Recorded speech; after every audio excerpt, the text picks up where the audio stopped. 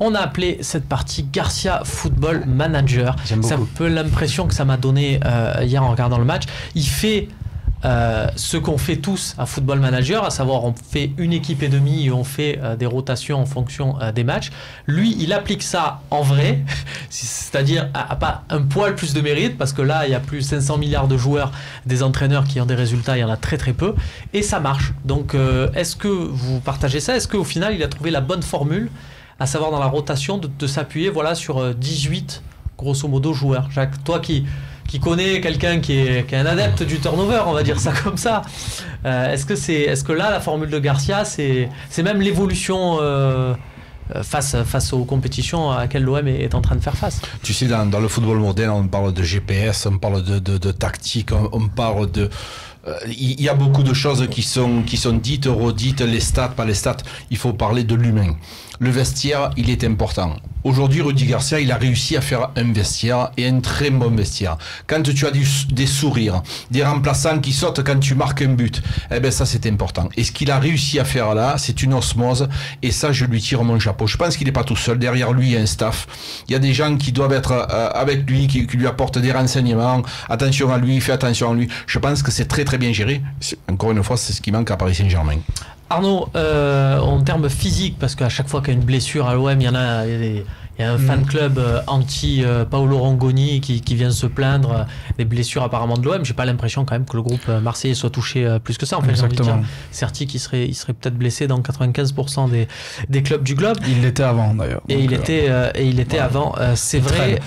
Est-ce que là aussi il y a un point de vue physique, parce qu'on parle beaucoup des remplaçants qu'on arrive à impliquer, mais il y a aussi les joueurs clés, les Rami, les Luis Gustavo, les Thauvin, qui sont gérés de manière à ce qu'ils puissent jouer tous les matchs. Germain a disputé hier son 37e match.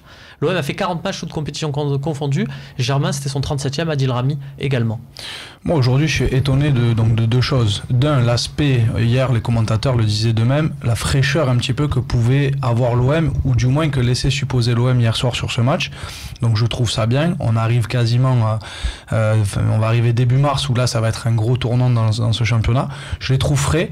Donc ça, c'est un chapeau à la préparation qui a été faite, qui à l'italienne, comme on peut appeler ça, c'est-à-dire plus volumineuse pour être prêt plus par la suite, je veux dire plus tard dans la saison, comme le font la Juve ou les gros clubs comme le Real. Et le deuxième truc, c'est que je trouve qu'il n'y a pas beaucoup de blessés. Aujourd'hui, on juge un préparateur physique sur les blessures plus ou moins musculaires et tendineuses. Tu as pu connaître ça dans tes anciens clubs, c'est ça? Donc on le juge en partie sur ça. Tout ce qui est entorse, on peut faire de la prévention, mais on est toujours un peu dépendant de l'adversaire. Un choc, etc., un choc traumatique, on est un peu dépendant de l'adversaire. Donc aujourd'hui, mis à part Amavi, qui pour moi était un blessé musculaire, chapeau aux préparateurs. Les mecs, ils font des courses, Thauvin, il fait des courses de 45-50 mètres à balle, sans forcément avoir après derrière n'importe quel... Tu parles de la blessure de Jordan Amavi, je vous invite à retrouver la réaction du latéral gauche sur le Phocéen dans les réactions d'après-match. Il avait totalement oublié qu'il avait une blessure il y a à peine quelques semaines. Karim, on en parlait tout à l'heure de la gestion de Rudy Garcia.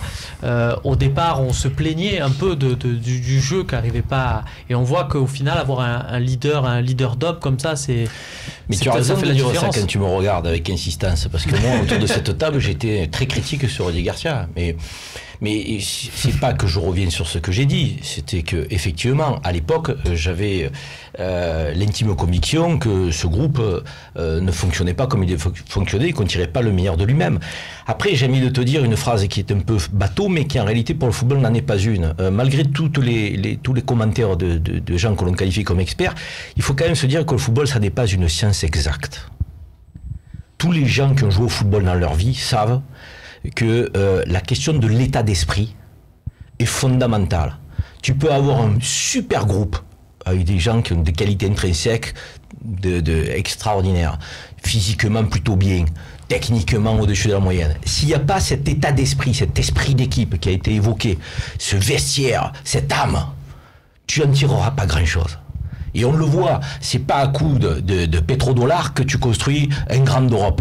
tu peux construire une bonne équipe de championnat de France qui va faire un parcours européen intéressant, mais pas un grand d'Europe.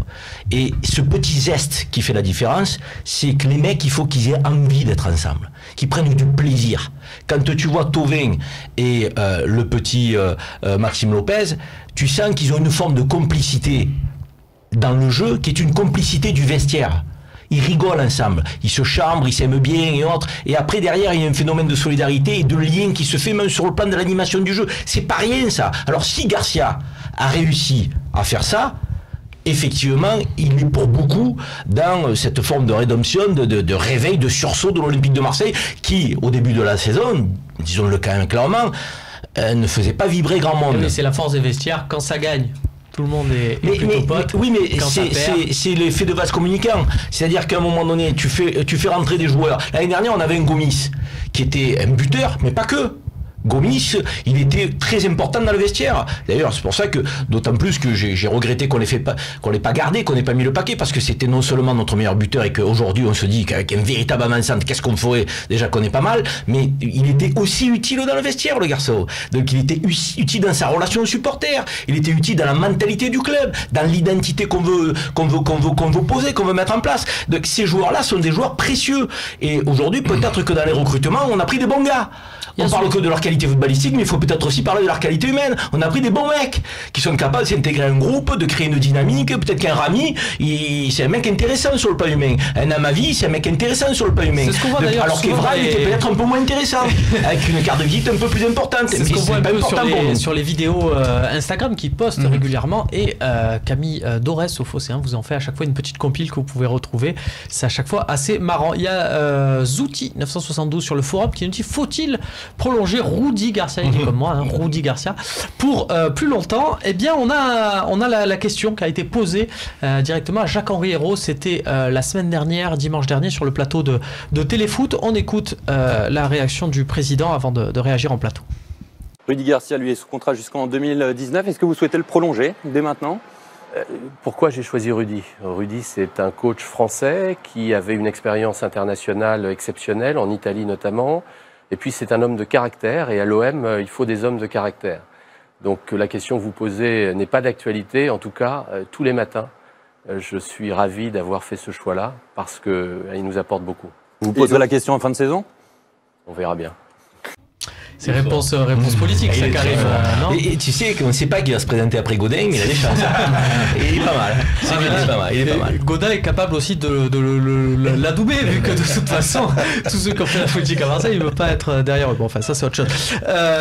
Justement, cette question de prolongation, Babou, effectivement, c'est pas le timing, on ne parle pas de prolongation maintenant, d'autant plus que Garcia n'est pas en fin de contrat à la fin de l'année. Il a encore une année de contrat, mais est-ce que tu penses que ça peut perturber? On se souvient bien sûr des conséquences regrettables de l'avenir d'Éric Guéretz, qui était dans le départ, ça avait dès janvier, ça avait commencé à être une question lancinante, et puis on a vu son annonce 2 mois avant la fin de la saison. Est-ce que tu crois à un problème à ce niveau-là, où il n'y a pas de friture sous la ligne, Garcia patron, on est tranquille? Après, tu sais, enfin, moi, je suis pas dans le secret des dieux, et loin de là. Donc moi, c'est que mon avis. Je pense que c'est une équipe. Le trio est un trio qui fonctionne très bien, et je pense que ce trio est très important aussi. Il y a l'équipe dirigeante, l'équipe, on le voit sur le terrain, mais les trois fonctionnent bien ensemble. Et j'ai l'impression quand même on a commencé un projet avec ces trois-là, et je suis persuadé que après, forcément, il y aura des questions financières, mais je pense que le président Hérault a envie que Garcia pousse un petit peu plus loin.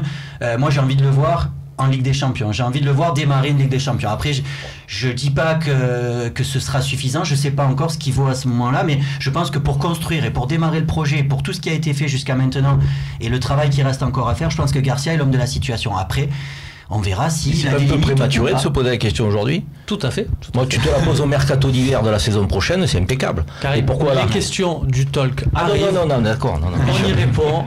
Les patrons, c'est ceux qui regardent. Tu le sais bien. On va passer à la 4e partie. On a été un peu complet sur Garcia Football Manager. On va parler maintenant, messieurs. Je sais que ça vous fait plaisir. De la victoire du Real Madrid, tiens.